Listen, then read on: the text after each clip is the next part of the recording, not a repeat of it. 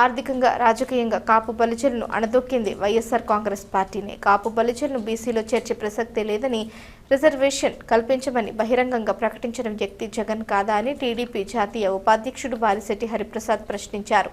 కాపుల కోసం చంద్రబాబు అమల్లోకి తెచ్చిన ఈడబ్ల్యూఎస్ సౌకర్యాన్ని రద్దు చేసిన చరిత్ర జగన్దన్నారు.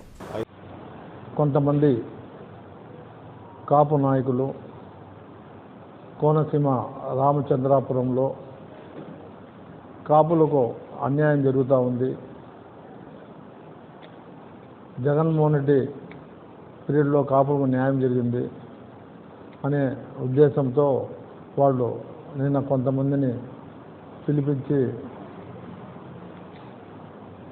కాపుల అభివృద్ధి అని చెప్పి మీటింగ్ పెట్టడం జరిగింది. అయితే మేము ఒకటే అడుగుతున్నాం, కాపులు ఇన్నేళ్ల తర్వాత ఇప్పుడు మీకు ప్రేమ పుట్టడం నిజంగా మంచి పరిణామమే.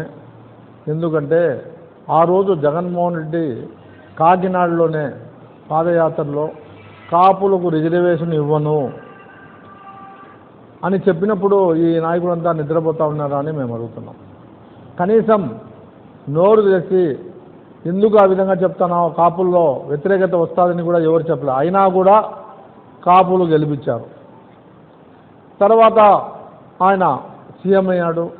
సీఎం అయిన తర్వాత ఏ రోజు కూడా కాపుల గురించి పట్టించుకోలేదు, కాపుల అభివృద్ధికి పాటుపడలేదు. గతంలో గౌరవనీయులు చంద్రబాబు నాయుడు గారు కాపు కార్పొరేషన్ పెట్టి దాదాపు 5,000 కోట్లు ఫండ్స్ ఇచ్చి చాలామంది పేదలకు చదువుకోవడానికి అయితేనేమి, అదేవిధంగా ఉన్నత విద్యకి అయితేనేమి, అదేవిధంగా ఎంఎస్ఎంఈ అయితేనేమి చాలామందికి 1,00,000 నుంచి 30 లక్షల రూపాయల వరకు సబ్సిడీతో 50% సబ్సిడీతో లోన్లు కూడా ఇవ్వడం జరిగింది. జగన్మోహన్ రెడ్డి 1 రూపాయైనా లోన్లు ఇచ్చారా అని మేము అడుగుతున్నాం. ఆయన అమ్మఒడి, నాన్న ఇది అది పెట్టి ఇది పెట్టి అన్నీ పెట్టి మేము ఇచ్చినామని చెప్తాడు. సిగ్గు లేకుండా మీరు ఏ విధంగా తెలుగుదేశం పార్టీని విమర్శిస్తారో ఒకసారి మాకు చెప్పాలా. ఎందుకంటే మేము ఎక్కడైనా సరే కాపులకు బలిజలకు న్యాయం జరిగిందంటే అది తెలుగుదేశం పీరియడ్లోనే. తెలుగుదేశం గౌరవనీయులు నారా చంద్రబాబు నాయుడు గారు అయితేనేమి, నారా లోకేష్ అయితేనేమి, పూర్వము క్రీస్టర్స్లు ఎన్టీ రామారావు గారు పెంచే సామాజిక న్యాయం కాపులకు బలిజలకు న్యాయం జరిగింది. ఈ దినం కాపులకు ఏదో ఒక విధంగా ఇప్పుడు ఈడీ కేసులు వస్తున్నాయి, దాన్ని తప్పించాలా, దాని గురించి మాట్లాడకుండా ఏదో ఒక సబ్జెక్ట్ రావాలని చెప్పి కాపుల మీద ఉన్నట్టుండి ప్రేమ పుట్టి కాపుల కులాల్లో విభేదాలు సృష్టించాలనే ప్రయత్నంలో భాగమే ఇది. నువ్వు ఎన్ని విభేదాలు సృష్టించాలన్న ప్రయత్నం చేసినా కాపులు కానీ బలిజలు కానీ అది తిప్పికొడతారు.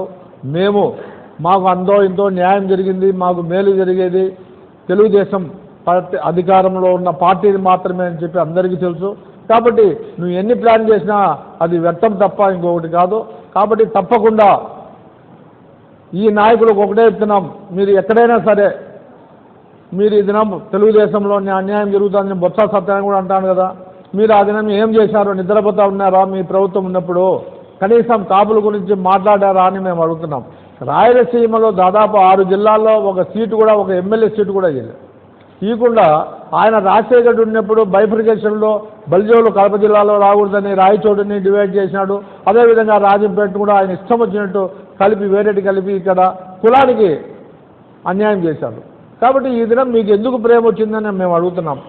మీరు ఏమైనా ప్రేమ ఉంటే మీరు జగన్మోహన్ని పిలిపిండి, జగన్మోహన్ని అడగండి, అయ్యా ఆ దినం ఈడబ్ల్యూఎస్ కింద 5% చంద్రబాబు నాయుడు అసెంబ్లీలో బిల్లు పాస్ చేసి కేంద్రానికి పంపించాడు. కేంద్రం ఏమిచ్చింది?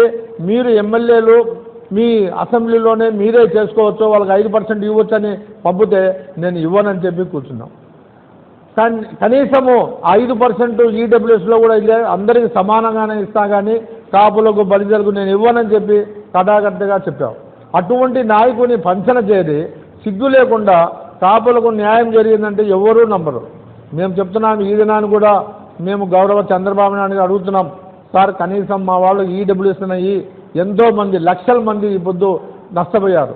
లేకపోతే ఎంసెట్లో కానీ ఈసెట్లో కానీ ఇవన్నీ కూడా ఉద్యోగాలు వచ్చాయి, కేంద్ర ప్రభుత్వంలో వచ్చేటి లక్షల మంది ఈ పొద్దు కాపు బిడ్డలు నష్టపోయారు. ఎందుకంటే అది ఈయన జగన్మోహన్ రెడ్డి పుణ్యమే అని చెప్పి మేము అంటున్నాం.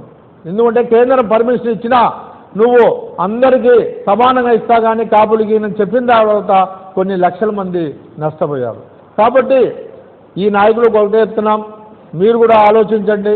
గతంలో ఏ విధంగా జగన్మోహన్ రెడ్డి చెప్పాడో మీ ప్రాంతంలోనే కాకినాడలోనే నేను ఇవ్వనని కథాకథగా చెప్తే మీరు ఇంకా ఆయన గురించి మాట్లాడతారంటే మీకు సిగ్గు లేనంటే.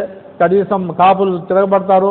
మీరు కాపులకు క్షమాపణ చెప్పండి, మేము పొరపాటు చేసి మీటింగ్ పెట్టాం, కాపులకు న్యాయం చేసింది ఒక తెలుగుదేశం అని క్షమాపణ చెప్పి కాపులకు బలిజలకు తర్వాత మీరు ఈ విధంగా మేము పొరపాటు అని చెప్పండి అని చెప్పి మేము సభాముఖంగా నిలదీస్తున్నాం.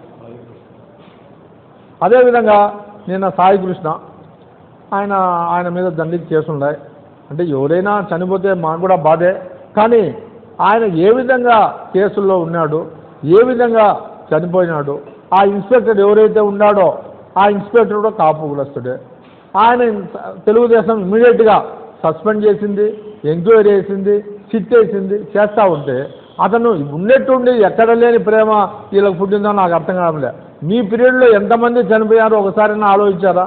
ఎక్కడో మారుమూల ప్రాంతంలో చనిపోతే అది పవన్ కళ్యాణ్కి అంటగడతారు. పవన్ కళ్యాణ్ ఏమండి కులస్తుడు ఉండొచ్చు, కానీ ఆయన కులం పేరు చెప్పుకోవడం లేదు కదా, మీరు ఆయనకి ఎట్లా అంటగడతారు?